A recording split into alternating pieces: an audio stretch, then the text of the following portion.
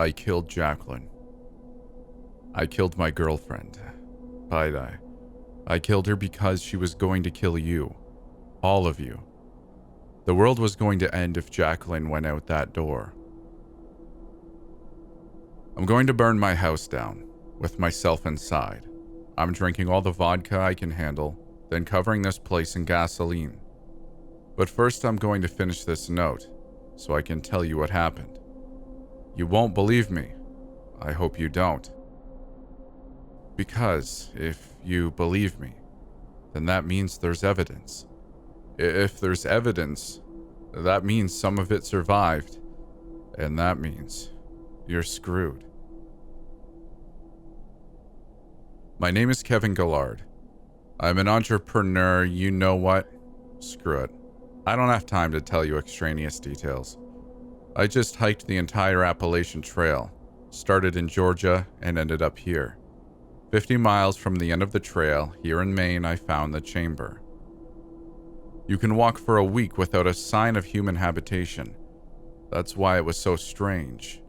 While the earth ahead of me rose into Mount Katahdin, I saw a brick. Covered in a light layer of moss, it lay half hidden under a tree root.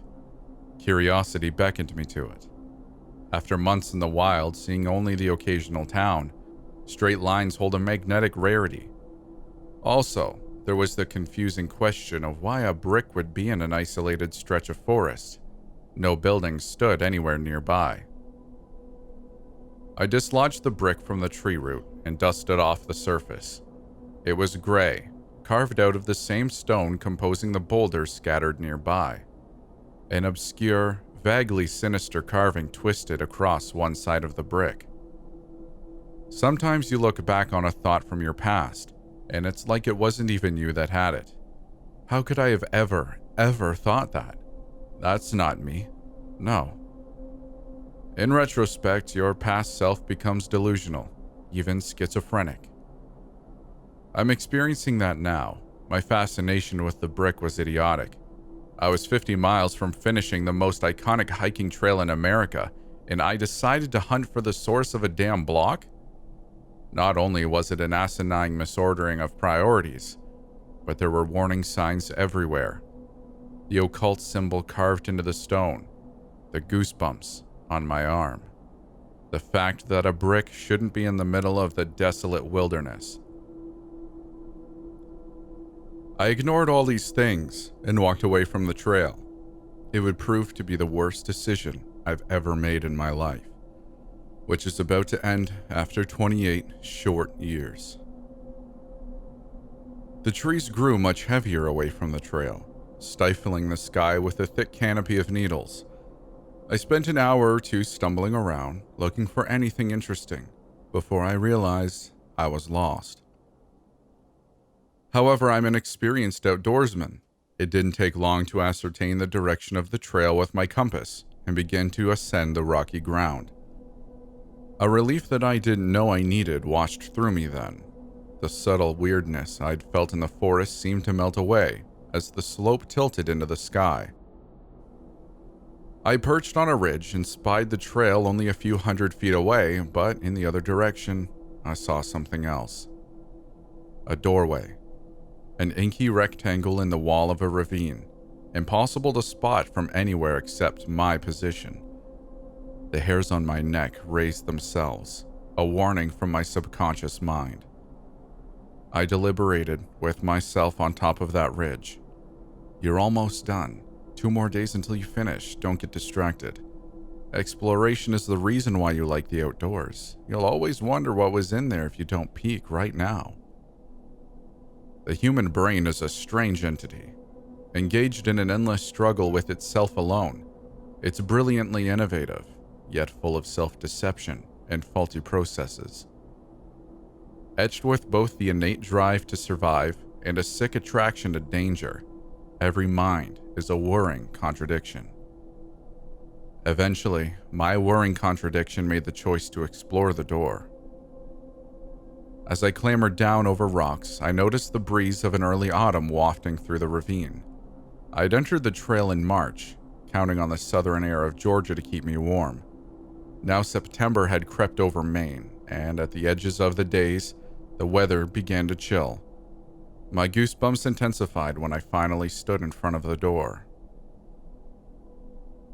A stone hallway extended far under the rocks, dry air swirling slowly out of the darkness, as if the mountain itself was exhaling. As I gazed into the murk, I felt that consistent gnawing fear grow stronger. This is a bad idea, I remember thinking several times. I grabbed my flashlight from my pack and walked into the passage. It was narrow but high and seemed to stretch on forever. After 5 minutes or so, I saw a single brick lying on the floor, identical to the one I'd found in the woods. The beam of my light fell on a familiar symbol. I ignored the brick and kept going. The deeper I wandered into the mountains, the more bricks appeared. You must think I'm an idiot, right? I know I was acting like one. Believe me, I know. Regret courses through me every second when I smell the air in my house, when I see the pores on my hands, when I glance backwards at Jacqueline's body. I'm just going to stop criticizing myself and write what happened. I don't know how much time I have. My fingers are shaking, and I feel things shifting within me. Okay. Back to it. Eventually, bricks covered the rough stone walls and the passage began to widen. When a sliver of the setting sun glinted far ahead, I thought I'd made it to an exit. It wasn't an exit. The hallway spilled into a vast circular chamber, a dome of epic proportions. An orange window of burning evening sky was visible in the ceiling, over 100 feet above me, and in the chamber were stone structures. A dais lay in the middle of the room, where the beam of fading sunlight held dust motes aloft. Pillars stood sentinel on the edges, strange etchings in their blocks, and on the inside of the dome, carved into the arches that rose to the window above me, was an abomination. On first glance, there seemed to be many individual statues, entwined with each other across the ceiling in a mad dance. But a closer look revealed that the carving was all one thing, an intricate mass of biological chaos, of organic tendrils and growths. I can't describe it accurately. The stone looked alive, like it was moving ever so slightly in the edges of my vision. I know it wasn't, but let me put it this way. Nobody could stand encircled by that horrific carving and feel okay. It did weird things to the mind. Strange patterns hijacked my senses. I was preparing to leave in fear and haste when I saw the body. Well, less of a body than a crumpled mass, ancient and shriveled. It rested behind the far side of the dais, kneeling, as if in prayer. I could feel my limbs shaking, but I had to see it. Maybe it was a prop. Maybe this was some kind of elaborate movie set. It wasn't. When I nudged the body with my foot, it slumped sideways with a dry thud. Gray flakes rose and settled from the corpse. That's when I noticed the box. It was black, metal, simple, not much larger than the bricks. The body had knelt before it, skeletal fingers entwined in worship to it. Once again, I made a choice that was rational in the abstract and foolish in context. I grabbed the box and stuffed it in my pack. Now I'd have proof that this strange chamber existed, and maybe I could figure out more when I returned home. I could tell the authorities about the ancient body and accompany archaeologists as they explored my discovery. I turned my back on the body and stepped into the tunnel. I expected unease and fear to dissipate. The mystery was over, the suspense gone. But as I walked, a sickening pressure of dread pressed against my back, emanating from the chamber. It felt like something was watching me from that room, following me, latching on to me. I swear to God, there were whispers behind me. Never words, but sounds. Or maybe they were in my head. I started sprinting. I felt like a fool while doing it, but when I finally escaped, panting in the cool night air, It felt like I'd clawed through a coffin, an exit from an underground chamber that reeked of death. I walked far, far away from that dark doorway. I made my way back to the trail and walked 5 miles up the mountain, bathed in the silver light of an enormous moon, before I pitched my tent and fell asleep. I dreamt of gray dust and muted sobs. Over the next few days, I calmed down considerably. I tried to open the box, but the lid refused to budge. I couldn't tell if anything was inside it, and I figured I'd just find out when I returned home. The breathtaking mountain seemed to pass in a blur. Before I knew it, I was meeting Jacqueline at the pickup location. Damn, Jacqueline's body just shifted. I thought she might be alive, but she's dead. As dead as the skeletal corpse in the chamber. But the thing inside her is not dead, and it just coiled. I heard friction against the carpet and turned to see her body curling and twitching. Hell. I have to finish this. Fast. So I told Jacqueline about the chamber and showed her the box during the 5-hour drive back to our place. She blamed me for not snapping photos of that demented ceiling. I couldn't explain what the carving had done to my mind, how it had demanded my eyes and twisted my senses. We talked, caught up on everything. She'd visited me at various points along the trail, including a few weeks ago, so the biggest piece of new conversational material sat unopened in the trunk. What should we do if there's something really valuable in the box? Should we call someone and tell them about the body in the chamber, or just keep it to ourselves? She asked me. Let's just see what's in it first, then we'll talk about whether to call anyone. The body was like a century old, so I think he can wait there a little longer for the authorities, I joked. I was in high spirits, enough to be laughing about the unsettling things I'd seen.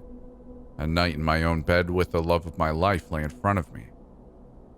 Jacqueline's next words made me feel like a shadow of the unknown had followed me out of the mountains. Are you sure we should open it at all? When we arrived home, I decided the chamber, the body, and their mysterious metal box had taken up too much of my time. I would open the damn thing then and there. Jacqueline, having driven a car for many hours in a row, went upstairs to shower. I went into the garage with the box and a sense of purpose. Out came a hammer and a screwdriver. It only took about 10 minutes to wrench the lid off the box. As you've read, you've probably become just as curious as I was, maybe even more so. Given that you know how this story ends, want to know what was inside that box? A piece of paper. There was a slip of century-old yellow paper with a few lines of ink. It fell out with a light sprinkling of gray dust. I could tell as soon as it fluttered to the workbench that it was nothing of value, nothing that merited all the suspense. Guess what was written on it? A poem. A damn poem. Taking this thing from a surreal tomb, carrying it dozens of miles across the mountains, discussing it for 5 hours on the ride back home, for a poem and some dust. My disappointment fell away, and dread bubbled to the surface when I read it. The hairs on my arms raised, and I felt as if something from a great distance had suddenly come much closer. I didn't understand it at the time, but looking at it now, I think I get it. From the cold and distant gloom, in muted gurgles of the mind, he calls, a perfect doom, for worms so weak and blind. We with unknown means create his just and cruel commands. We fall in holy hate. Our tubes become his hands. I remember feeling a tight knot in my stomach, the same way I'd felt looking at the carving, as if I saw a crack in the veil of reality, and there was something foul behind it. Then exhaustion settled over my anxiety like drifting ashes. I walked upstairs in a trance and collapsed into bed. What's wrong, babe? Said Jacqueline. Was there anything in the box?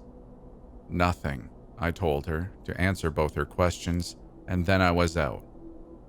This time in my dream, the gray powder filled skies across the world, and there was no place without muffled cries. Jacqueline just sat up, moved herself into a kneeling position, hands out front and head bowed, like she's praying. Her skin, what's left of it, is gray. She's dead. I know she's dead. I need to finish. I woke up screaming, horrified screaming. Jacqueline was next to me in bed, shrieking and scrambling away from me, tears leaking from her eyes.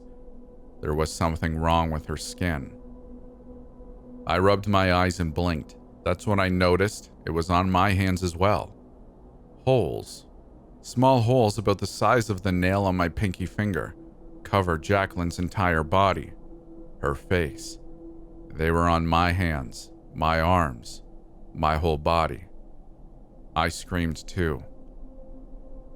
It took around 10 minutes to gather myself and go to the bathroom to get a better look, to figure out what was happening. Jacqueline whimpered in the fetal position. I wanted to comfort her but couldn't find the words. First, I had to figure things out. I'd look in the bathroom. I'd recognize that this was some uncommon disease and we'd go to the hospital and fix it. That was my plan. The holes were everywhere, but clustered in dense honeycomb-like patches. Each was about half an inch deep with red, irritated skin at the bottom. The edges of the holes, the parts that weren't soft and sunken, were rough and almost brittle. I gagged as I ran my fingers over the pockmarked body. The feelings of disgust and fear I felt. I didn't know what disease this could be, but it was like nothing I'd ever heard of. Running my hands over my pockmarked body, feeling the squishy pits and their tough rims all over my own skin. My face, a porous mass of flesh, no longer looked human in the mirror. I felt a great helplessness overwhelm me, a whisper in my mind telling me that nothing but prayer could possibly save me now. Prayer, like the praying body. And then I realized, the dust, the gray dust in that box, it was something foul, some kind of spore or virus, and it had infected me, and it had infected Jacqueline too. That's when I understood that I was not escaping this. I would not live, neither would Jacqueline. A sickness from the unknown had crawled into our bodies. I understood my dreams and the poem. I understood that we were the first, that we were meant to spread our affliction to all of humanity. I couldn't let that happen. Jacqueline moaned from the other room. We have to go to the hospital. I stepped out of the bathroom. At the sight of me, her mouth opened in a horrified gasp. Another hole in a honeycombed face. We have to go to the hospital, she repeated. No, I said. What?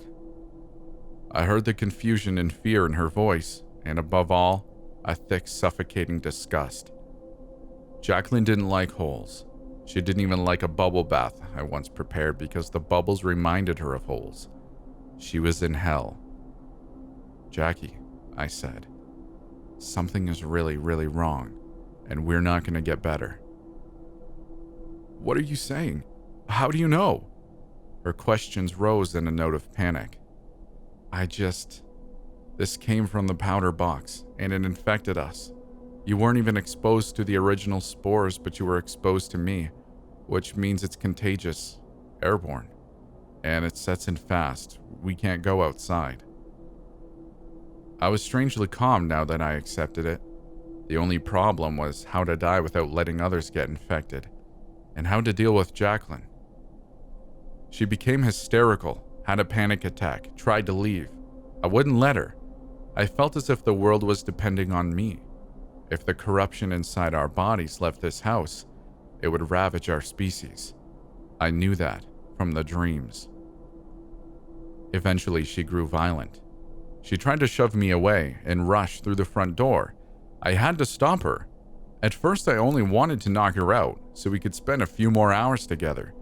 But when my hands distorted with the holes closed around her porous throat, I realized I didn't want her to suffer. I would do this myself, and so I squeezed and wept, and now I'm typing this out. My insides are churning with new organs, the holes in my skin growing deeper, my head spinning. The air is heavy with a musty, death-like odor. I am not long for this world. Jackie's body is sitting beside me now, praying to that thing out there that made this sickness. A fleshy tube of fungal growth has sprouted from the back of her neck. Gray powder puffs out of it. I can sense the parasite compelling me to leave the house and to kneel, to bow my head, and let the tube emerge. I will not let it. I will not let this evil thing use my own body to pollinate the world with death. I hope it doesn't survive. I love you, Jackie. And to everyone else, good luck. Thank you for making it this far. I hope you enjoyed the video. I just wanted to quickly let you know about a couple things I have going on. I have an Instagram where I post more personal things about who I am. It isn't just all creepy stuff. You can find me at Stories After Midnight. I also have a Twitter where I mainly retweet and like things I find interesting. The handle for that is in the description, but it is S_A_midnight. I should really find another one because that's hard to say. If you really like what I'm doing, consider joining the Midnighters. That's my growing community where we hang out and have fun and talk about cats. You can find a link to our Discord in the description below. We'd love to see you there. Other than that, it'd make me happier than a cat on a table full of antique glassware if you'd like the video and consider sticking around for more. We'll see you in the next one.